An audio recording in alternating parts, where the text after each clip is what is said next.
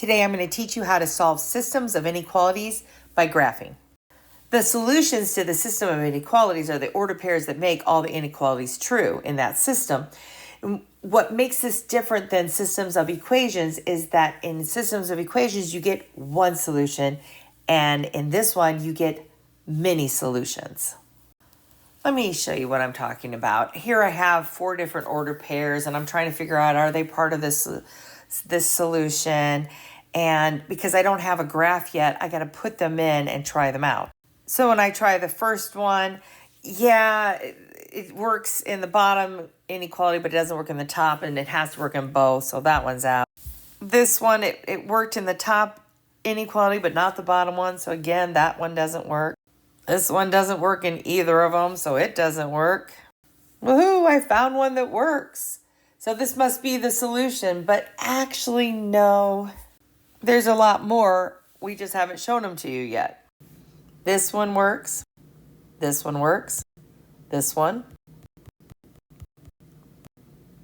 Actually, there are lots and lots, there's an infinite amount basically, of order pairs that will work in this. So is there an easier way to show all of them that work? Yes, by graphing. Okay, here's the first system of inequalities that I'm going to do. I'm going to start with the first one. What is the y-intercept? Well, if you can't see it, it's a 0. So I've plotted that, and then what is the slope? Well, 2, which is the same thing as 2 over 1. So I'm just going to go up 2 over 1 a couple times. There you go. And what type of line is this one? If you remember from my other video or my lesson, it's less than, it's not equal to, so it's a dotted line. Now, if this was my only inequality, this is where I would shade one side of the line or the other, but I'm going to wait till the end to do that. So let's go ahead and do the next inequality. What's the y-intercept for this one? A 1, so I'm going to start at the 1. And what's the slope? Well, the slope is 1, which is just 1 over 1, so I'm going to go up 1 over 1 a couple times.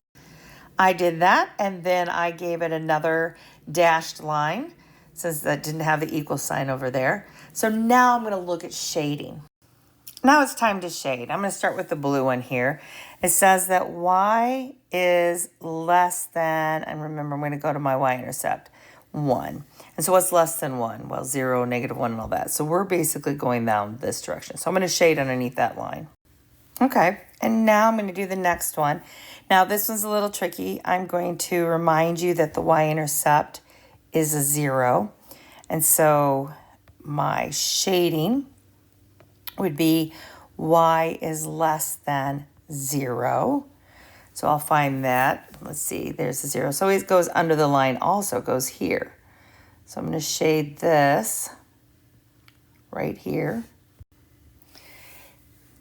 So here's where the system part comes in.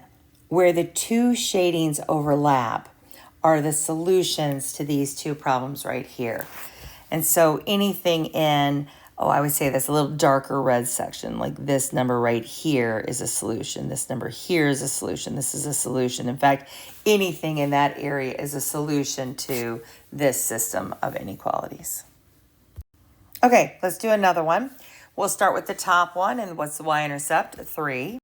And then what is the slope from there? That would be up 1 over 2. So I'm going to do that a couple times. What type of line am I going to use? Solid line, yes. Okay, so there's that. Again, I'm not going to shade yet, but where would the shading go? Above or below the line?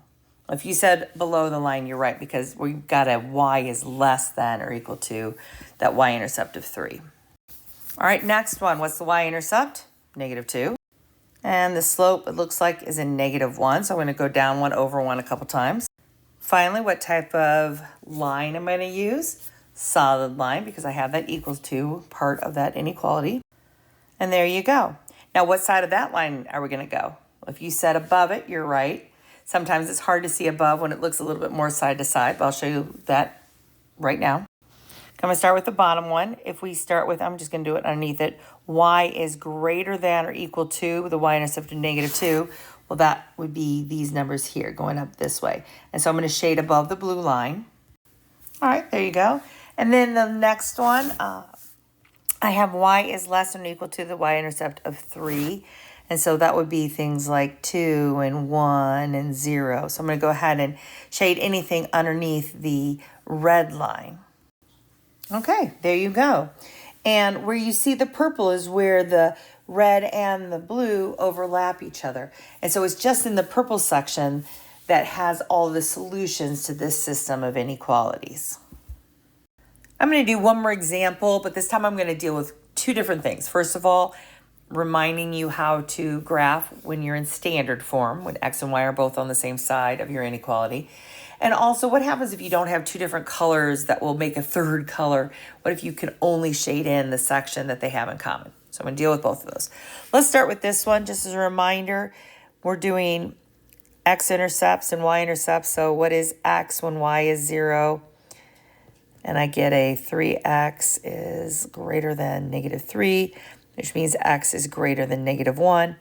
And then at the same time, I'm going to find the y-intercept, which is basically what is y when x is 0. And that's going to be y is greater than -3. So I'm going to go ahead and graph those. What type of line do you need for the top one? Well, that would be a dashed line. Okay, before I shade, let me do the next one. And again, I'm going to find my x and y intercepts. So x-intercept when y is 0. And so that would be x is less than or equal to 4. And then the y-intercept is when x is 0. Like this. 2y is less than or equal to 4, so y is less than or equal to 2. All right, let's go ahead and plot those.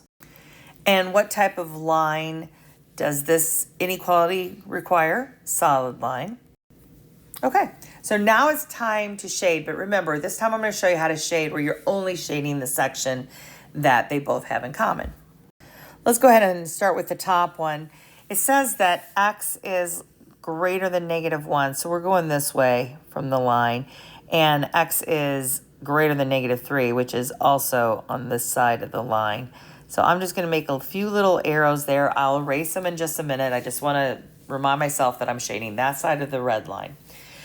The blue line, let's see at the bottom one, it says x is less than or equal to -4, so it's going this direction. And y is less than or equal to 2, so again, we're going this direction. So basically, we'd be shading this side of the line. Well, do you see the section where all the arrows are converging? It's this section. I'm going to get rid of this, but it's this section right here. Do you guys see this right here? So let me go ahead and make it pretty, erase those arrows and shade that in. All right, there you go. Much prettier. Again, with a few little arrows that you can erase later on, you can kind of point to where the shading can go and then just shade what they have in common. All right, that's it. Your turn to go try and have some fun.